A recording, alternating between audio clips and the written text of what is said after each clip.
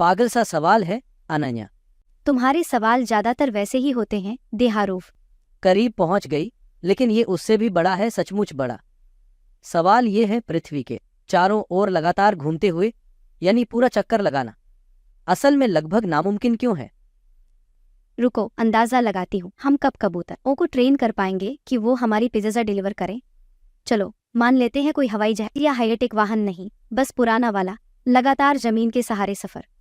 अब नंबर देखो, धरती की परिधि लगभग 40,000,4,000,000 किलोमीटर है। ये ऐसा है जैसे न्यूयॉर्क से लॉस एंजेलिस तक पैदल जाना, वापस आना, और ये सब लगभग 6 बार करना। क्योंकि 2 बहुत बड़े रुकावटें हैं जिनके ऊपर तुम पैदल नहीं चल सकते, महासागर और ध्रुव। तुम अगर बिल्कुल सीधी लाइन में पूरब या पश्चिम की तरफ चलोगे तो कुछ 100 मील के अंदर ही या तो प्रशांत महासागर या अटलांटिक महासागर से टकरा जाओगे। तब तुम्हें नाव चाहिए होगी, और जैसे ही तुम नाव पर चढ़े वो एकदम कंटिन्यूअस पैदल मूवमेंट टूट गया। तो दूरी तो अपने साथ में डराने वाली है, लेकिन मेरा मतलब नामुमकिन थोड़ा दुनिया को महसूस करने वाली तरह से है।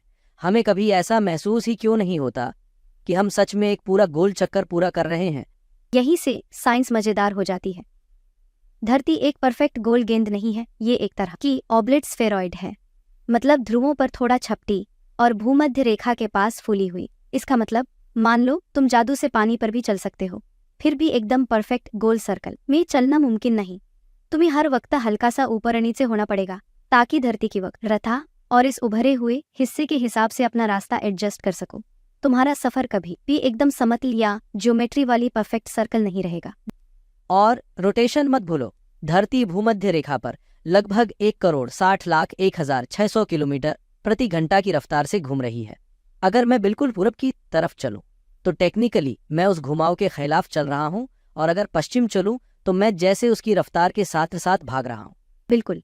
और अगर सच में असंभव वाला लेवल चाहिए तो सोचो कि तुम सिर्फ भूमध्य रेखा के साथ साथ पूरी धरती का चक्कर लगाना चाहते हो। तुम्हें 1,414 देशों से गुजरना पड़ेगा, कई खतरनाक और लगभग एक्सेस न होने वाले जंगल, पहाड़ और समुद्री इलाके पार करने होंगे, और ये सब तब जब खुद धरती की तेज घूमती हुई रफ्तार भी बैकग्राउंड में चल रही है। एक अकेले इंसान के लिए ये सिर्फ दूरी की नहीं, बल्कि पूरी की पूरी लॉजिस्टिक्स की असंभवता है। तो अपने इस सोच वाले एक्सपेरिमेंट का सार, अगर तुम चाहो कि बिना रुके बिल्कुल सीधी कंटिन्यूअस मूवमेंट के साथ, बिना किसी एडवांस्ड वाहन के, सिर्फ अपने पैरों से पृथ्वी का पूरा चक्कर लगाओ, तो महासागर, धरती की बनावट, रास्ते की प्लानिंग और ये अविश्वसनीय दूरी, ये सब मिलकर इसे प्रैक्टिकली नामुमकिन बना देते हैं। लेकिन अब आता है असली स्पेसिफिक ट्विस्ट। लोगों ने ये काम किया है, पैदल नहीं बल्कि ऐसी टेक्नोलॉजी बनाकर जो इन सब असंभवताएं जीत लेती। पायलट, नाविक, अंतरिक्ष यात्री, ये सब साबित करते हैं कि नामुमकिन का मतलब बस इतना है, तुम्हारे पैरों से नहीं, किसी और तरीके से। हमारे लिए तो ये लगभग नामुमकिन मिशन, लेकिन किसी सैटेलाइट के लिए तो जैसे रोज का दफ्तर जाने वाला रूट। कमाल है। अब बारी आपकी है। अगर आपको मौका मिले कि आप किसी भी एक जगह से अपनी नॉन स्टॉप कंटिन्यूअस धरती परिक्रमा शुरू कर सकें, तो आप कहाँ से शुरू करेंगे? और सबसे पहली बड़ी रुकावट आपके लिए क्या होगी?